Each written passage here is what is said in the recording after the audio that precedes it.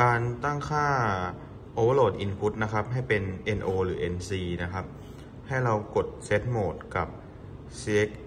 air นะครับใช้2ปุ่มนี้ในการปรับนะครับโดยปิดสวิตช์ off ก่อนนะครับแล้วเราก็กด2ปุ่มนี้ค้างไว้ครับแล้วเราก็กดเปิดนี่ครับ NO แล้วเราก็ปล่อยมือออกนี่ครับก็จะทำการเปลี่ยนหน้า contact เป็น NO ครับ